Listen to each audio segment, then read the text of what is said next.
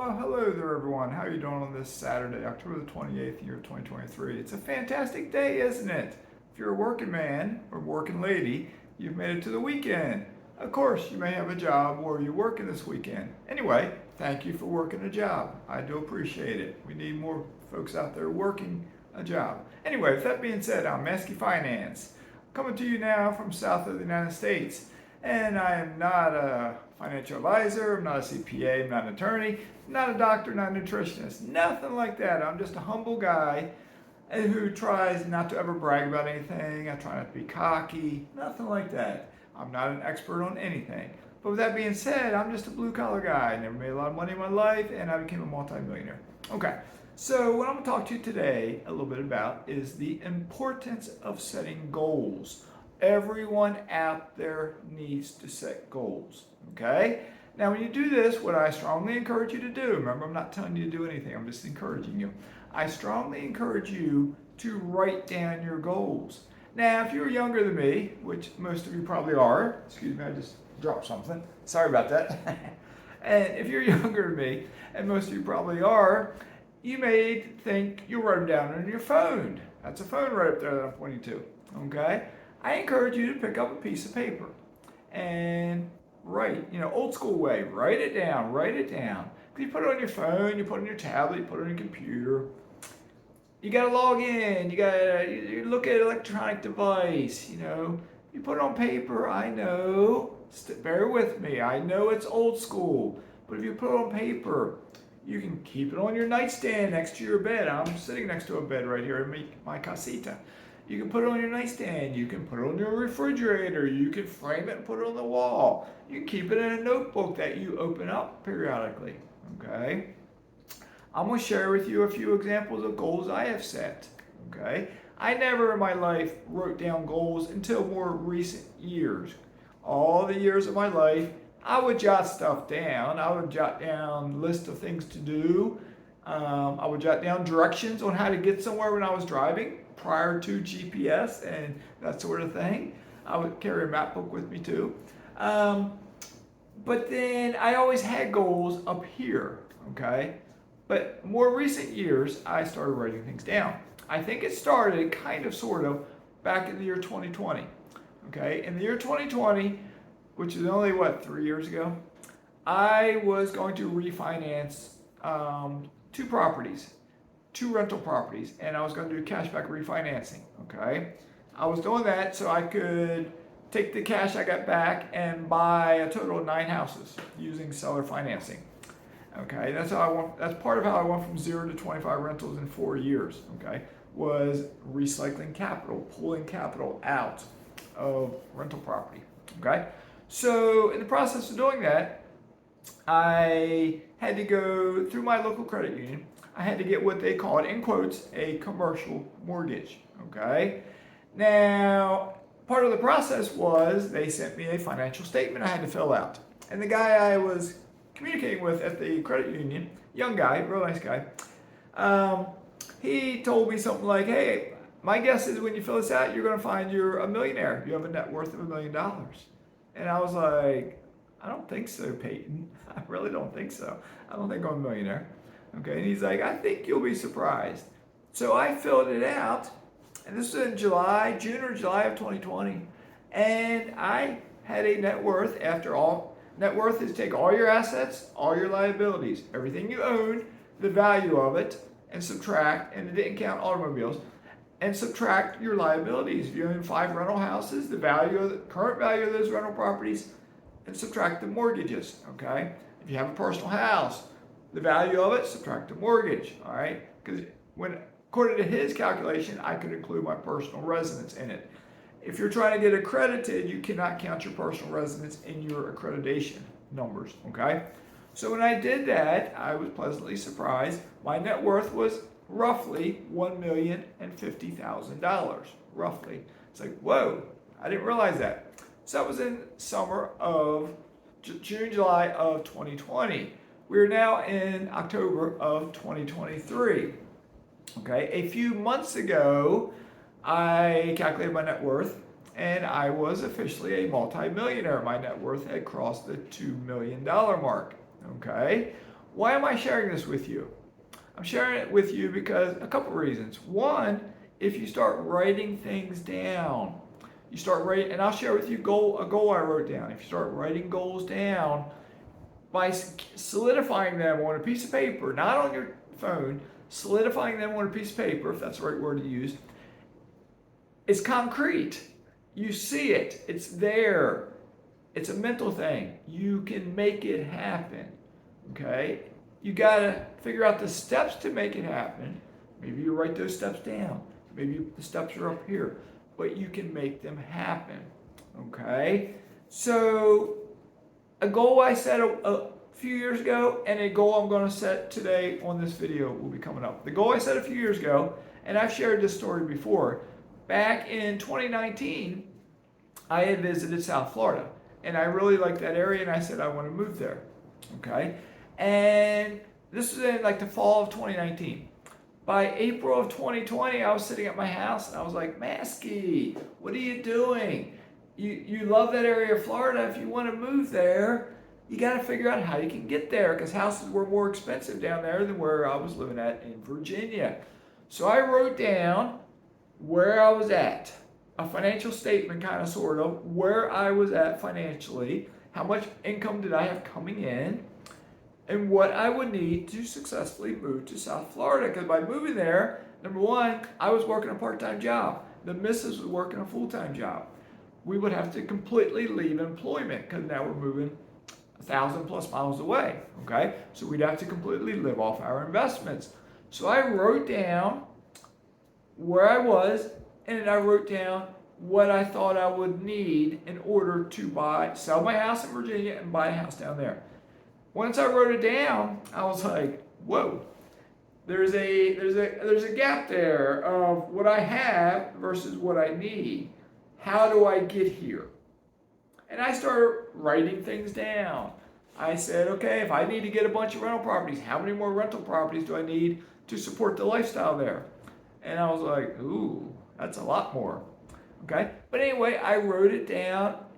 And I said, this will be my 2-year plan. I'm going to give myself 2 years to get moved to South Florida. Okay, that was in April of 2020.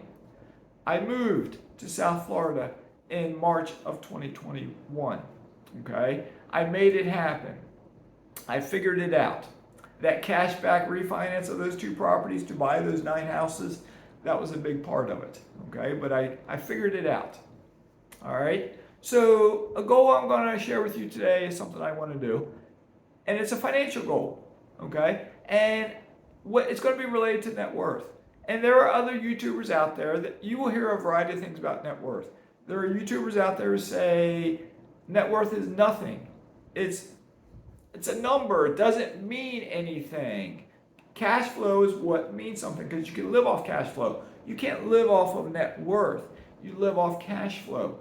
But if you're an investor, by increasing your net worth, if you invest in cash performing assets, you collectively, or you also increase your monthly cash flow. As your net worth increases, you can increase it. Okay, if you're a real estate investor, as you pay your mortgage down and as the property appreciates, your net worth goes up. But you're like, Mazske, that's not providing me more cash. Oh, young grasshopper, it can. Did I mention cashback refinances? Sure, interest rates are high right now. Maybe you don't want to do them today, but interest rates might come down in the future.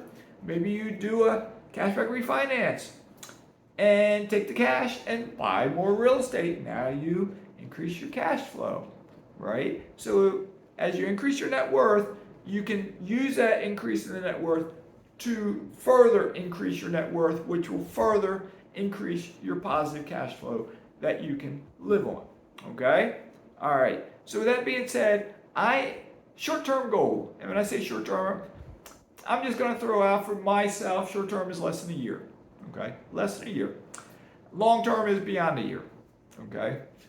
I don't know if I can do this. That's why I'm going to say it verbally. Hold me to it. Mazske has to figure out how I can do this. My short-term goal is I am going to increase my net worth to $2.5 million. Okay? Currently, I am under $2.1 million. My net worth, I think, will be dropping this month and next month because I am paying a big tax bill, big to me, and I am paying a big rehab bill on my house in Florida. Okay, I just got another bill just momentarily before starting to record this for photographs, because my house in Florida is becoming an Airbnb, and the photographer took pictures yesterday, and the pictures are done. And once I pay the bill, I will have the opportunity to download the pictures.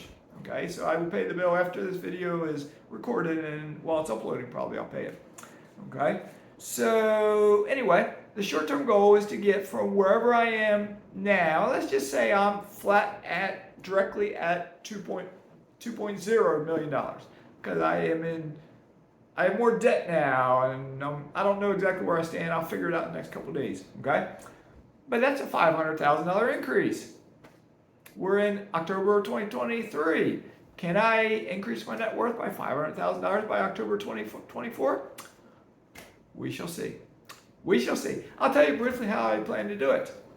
Once my house is on the market in Florida as an Airbnb, I'll be getting income. Right now, I'm paying for two houses. The one I'm living in here in Panama, and the one in South Florida. I'm paying utilities here in Panama. I'm paying utilities in Florida. I'm paying living expenses in Panama. I'm not living in Florida, so I'm not paying those expenses, but I'm still paying the property tax. I'm still paying the insurance, all that kind of stuff. So once I start getting Airbnb income, and it could be a healthy amount, it could be $5,000 a month, it could be $10,000 a month this winter, it could be $15,000 a month this winter. We'll find out. I'll share it with you once it starts happening. It will help me to pay my mortgage in Florida, pay my utilities in Florida, and have a little bit of money left over, because next summer the Airbnb will slow down because it's July, August, and not as many people go to South Florida because it's hot. And it's hot wherever they're at, so not as many people go there, so the Airbnb won't rent as much. So it'll drop. So I'll still have money in the bank, hopefully, to keep paying the mortgage, so I'm not paying double houses out of just my income that I have now, if that all makes sense to you. Okay? So short term is in a year's time, get up to $2.5 million. My plan is, as I'm getting more income in, now I have more money in my pocket here because I'm not paying that almost $4,000 on the mortgage out of my pocket. Okay? So my plan is I will buy more investments. I will buy more real estate. I will buy more mineral rights acreage. And I will buy more alternative investments. What I'll throw out here real quick is I am looking to make a very small investment right now in a business. Once you are accredited, you have, and I've said this in other videos, once you are accredited, other opportunities, other doors will open for you. It's just a thing. My way of explaining it is the government sets these rules, and the rich guy, Congress is rich, right? Every Congress member has a net worth high in the millions. Okay, they're rich. So they set the rules to favor them. So they make the accreditation rules. They can invest because they're accredited in all these investments, but they don't want the little guys to invest. They don't want Joe Blow janitor, Joe Blow police officer being able to partake in their investments. That's for the rich people. Okay? So anyway, what can you do? You're not in Congress. Maybe you are in Congress. But if you can't get in Congress and you're the little guy, well, daggone it, get accredited. Build up your net worth. Make those investments. Save that money. Buy your first rental property. Invest in whatever you're investing in. And then the world opens up to you in some fashion. Okay? Long-term goals. These are more vague for me. I haven't written them down. But if I can get to 2.5 in the next calendar year, long-term, next stop on the net worth track for Mazske, I'm going to say $5 million. Can I do it? Will I ever get there? Time will tell. Time will tell. All right. So you know me. I am pretty transparent. I share a lot. I don't share everything, but I share a lot. But as an investor, this is what this channel is about. Mazske Finances. I talk about investing. There's so many different ways to invest. There's so many different investing opportunities out there.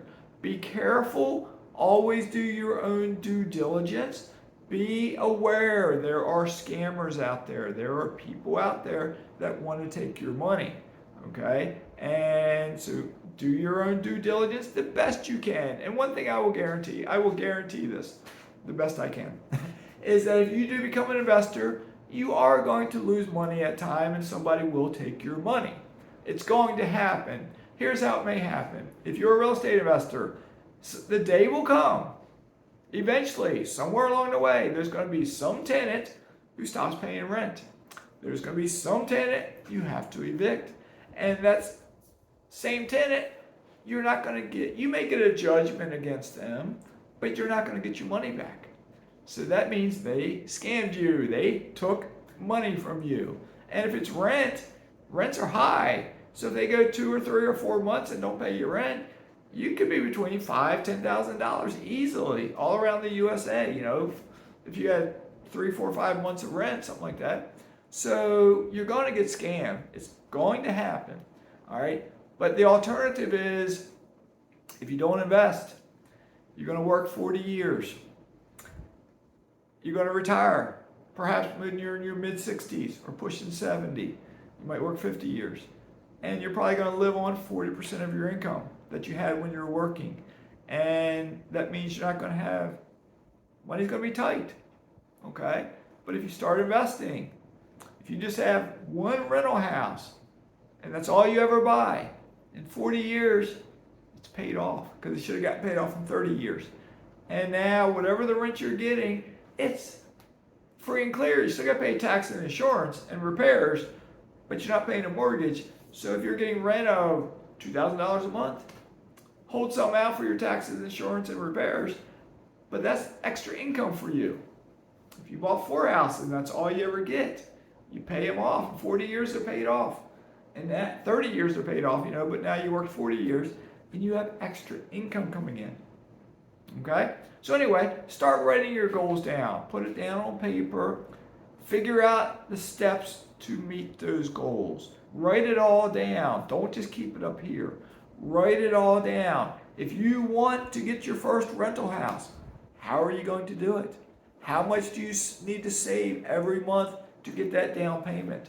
How much do you need to increase your credit score so you can get better, favorable mortgage terms? Okay? Write it down and then make it happen. Because if you're watching Mazke's channel, Mazke Finance, you want to become an investor and you want to get financially independent. So make it happen. It's all up here. Don't let this hold you back. Make it happen. All right? So with that being said, Mazke has to stop recording, get this video uploading, and go pay a bill so he can look at pictures of his soon-to-be Airbnb. Have a great day. Mazke's signing out.